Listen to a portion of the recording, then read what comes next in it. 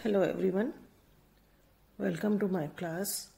आज के इस लेक्चर में हम यूनिट 2 के स्पेक्ट्रोस्कोपी के अंतर्गत रोटेशनल स्पेक्ट्रोस्कोपी स्टार्ट करेंगे। Whenever a system rotates about an axis through its centre of energy, किसी भी एक्सिस पर रोटेट कर रहा है सिस्टम तो कहा जाएगा कि उसमें रोटेशनल एनर्जी है। Then it is said to possess the rotational energy. तो जब कोई भी सिस्टम जिसमें रोटेशनल एनर्जी है तो वह उसका जब मॉलिक्यूल जब इलेक्ट्रोमैग्नेटिक रेडिएशन को एब्जॉर्ब करेगा, विद्युत चुंबकीय विकिरणों को अवशोषित करेगा जब कोई मॉलिक्यूल, तो वो क्या करेगा, उसकी रोटेशनल, क्योंकि उसमें रोटेशनल एनर्जी है तो वह उसकी रोटेशनल एनर्जी को इंक्रीज करेगा और हमें एक रोटेशनल स्पेक्ट्रा प्राप्त होगा माइक्रोवेव क्षेत्र के अंदर। जब भी एक मॉलिक्यूल अणु विद्युत चुंबकीय विकिरणों का अवशोषण करता है तो वह अवशोषण उस मॉलिक्यूल की घूर्णन ऊर्जा को बढ़ाता है और हमें एक घूर्णन स्पेक्ट्रा माइक्रोवेव क्षेत्र के अंदर प्राप्त होता है। ठीक है, तो अब ये रोटेशनल स्पेक्ट्रा जो है वह सिर्फ उन मॉलिक्यूल्स के द्वारा दिया जाता है जो कि जिनके पास कह सकते हैं आप, या जो शो करते हैं वे मॉलिक्यूल्स जो कि डाइस्टेबल डाइपोल मोमेंट शो करते हैं, वे मॉलिक्यूल्स जो कि स्थायी द्विध्रुव आघूर्ण दिखाते हैं, या वे अणु जिनमें स्थायी द्विध्रुव आघूर्ण होता है। For example HCl, CO, H2O, NO इत्यादि। मतलब ये सारे जो मॉलिक्यूल्स हैं ये इनके पास क्या है, स्टेबल डाइपोल मोमेंट है। ये molecule stable dipole moment show करते हैं और ये रोटेशनल स्पेक्ट्रा कहते हैं देते हैं। तो इसको, इन मॉलिक्यूल्स को हम क्या कहते हैं, रोटेशनल एक्टिव मॉलिक्यूल्स कहते हैं। ठीक है। Now, isonuclear diatomic molecules. These are also diatomic molecules. 2 atoms है इनके अंदर। तो isonuclear diatomic molecules, समनाभिकीय द्विपरमाणविक अणु जो होते हैं, for example H2, O2, Cl2 and linear molecule, समरेखीय अणु लाइक CO2। इनके ये क्या करते हैं, ये डाइपोल मोमेंट शो नहीं करते हैं, इनके पास द्विध्रुव आघूर्ण नहीं होता है। तो ये जिनके पास स्टेबल डाइपोल मोमेंट नहीं है, जो molecules stable dipole moment show नहीं करते हैं, they do not show rotational spectra, वो रोटेशनल स्पेक्ट्रा भी नहीं देते हैं और इनको हम क्या कहते हैं, रोटेशनल इनएक्टिव मॉलिक्यूल्स कहते हैं। ठीक है।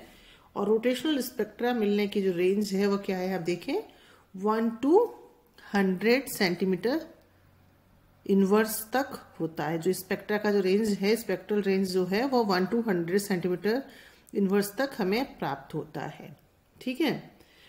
अब क्या होएगा, किसी भी अणु के लिए 3 प्रकार के ऊर्जा स्तर होते हैं, एनर्जी लेवल्स 3 होते हैं, हम बता चुके हैं स्टार्टिंग में भी, इलेक्ट्रॉनिक, वाइब्रेशनल एंड रोटेशनल। ठीक है।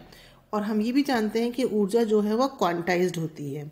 तो घूर्णन ऊर्जा के कुछ मान, निश्चित मान होते हैं जो कि परमिटेड होते हैं। ठीक है, एनर्जी लेवल्स के लिए। तो ये permitted rotational energy for molecules have been obtained by the solution of Schrodinger wave equation. Schrodinger wave equation के सॉल्यूशन के द्वारा ही हम यह permitted rotational energy for molecules निकाल सकते हैं। और ये हल साधारण मॉलिक्यूल के, ऑर्डिनरी मॉलिक्यूल्स के लिए तो आसानी से निकाला जाता है, परंतु कॉम्प्लेक्स मॉलिक्यूल्स के लिए यह निकालना थोड़ा मुश्किल होता है, डिफिकल्ट होता है।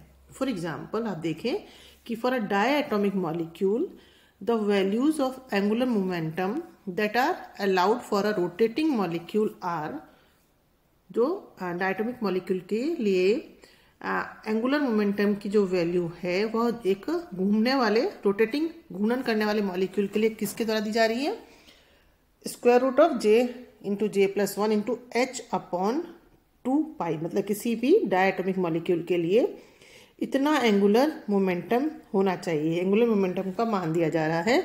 यहाँ J किसको रिप्रेजेंट कर रहा है, रोटेशनल क्वांटम नंबर को, जो कि क्या हो सकता है 0, 1, 2, 3 and so on. Rotational spectra हमने बता ही चुके हैं कि जो are opted in the microwave region, ठीक है।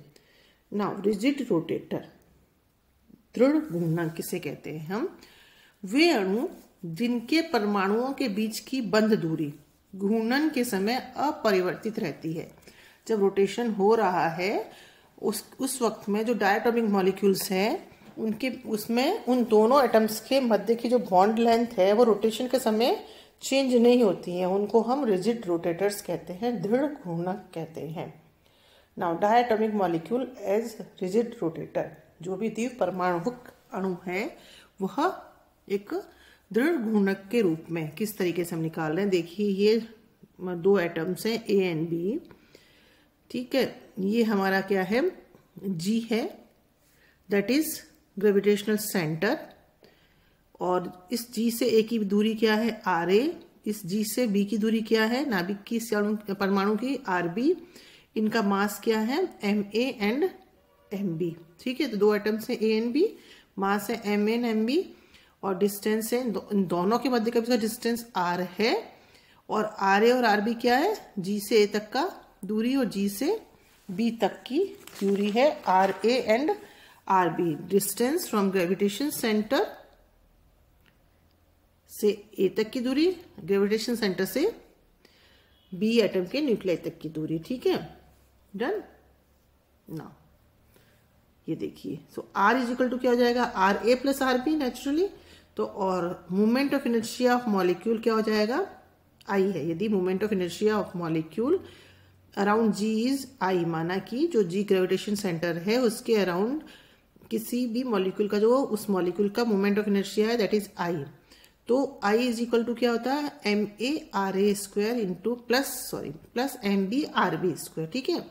अब यदि सिस्टम सिमेट्रिक है with respect to G, in that case this M A R A is equal to M B R B, ठीक है। यदि हमारा सिस्टम जो सिस्टम हम मॉलिक्यूल के लिए कह रहे हैं, यदि सिस्टम हमारा सिमेट्रिक है with respect to G, then M A R A is equal to M B R B. अब इक्वेशन 1 और इक्वेशन 3 से, ठीक है, 3 मतलब क्या आर बी का मान हम रखें इक्वेशन 1 से आर माइनस आर ए यहाँ पर, ठीक हमने यहाँ रखा, तो ये M A R A is equal to M B R minus R A, इसको हमने खोला तो ये हमारा क्या हो गया एम बी आर ए हम इधर लेके चले गए minus M B R A, तो एम बी आर ए इधर लेके चले गए और एम बी आर हमारा इधर ही रह गया, और हमने इस तरीके से आर इसमें हमने क्या किया इस वाले में आर ए कॉमन लिया, ब्रैकेट में क्या बचा M A plus M B is equal to M B R, और R A is equal to M B upon M A plus M B into R, equation 4, ठीक है। इस किसका मान निकला हमारा इसमें आर ए का मान निकल गया। अब इस आर ए का मान हम इस इक्वेशन 3 में रखें, ठीक है। इस इक्वेशन 3 में इस जगह पे हम आर ए का मान जो हमारा निकला है वो रखें, तो आर बी का मान हमारा निकल जाएगा। जब हम इस इक्वेशन 3 में आर ए का मान रखेंगे तो ये हो गया हमारा आर बी, आर ए का मान हमने यहाँ रखा और इससे हमारा आर बी का मान निकल जाएगा that is M A upon M A plus M B into are.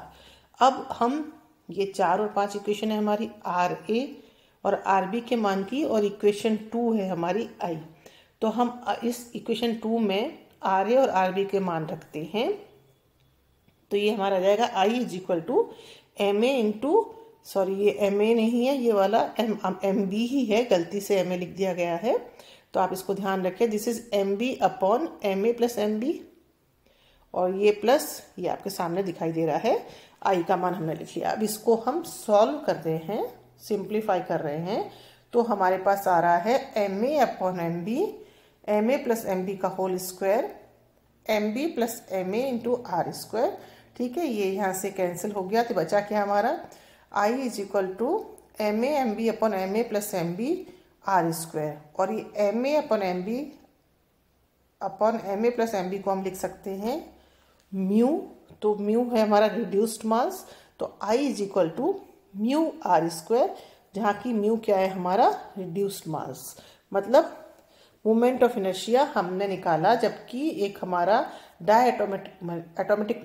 डायएटॉमिक molecule जो है वह एक रिजिड रोटेटर की तरह काम करता है, उस केस में हमने उसका मोमेंट ऑफ इनर्शिया निकाला है। मैं एक बार फिर से रिपीट करना चाहूँगी कि ये 2, 4, 5 से जब हम इस इक्वेशन को लेके आ रहे हैं तो यहाँ जो आपका है R A M A R A square, तो आर ए स्क्वायर की जगह जब आप मान रखेंगे इस इक्वेशन 4 से आप देखें तो ये ऊपर जो है वह एम बी है। ठीक है, जो गलती से मुझसे एम ए लिख दिया गया है, इसको आप देखें जब पढ़ रहे हों, जब सुन रहे हों तो ध्यान रखें कि जहाँ मैं ये इंडिकेट कर रही हूँ वो एम बी है। ओके, तभी आपका ये से अगली इक्वेशन आपकी आ पाएगी और आप सॉल्व कर पाएंगे। That's all for today. Thank you so much.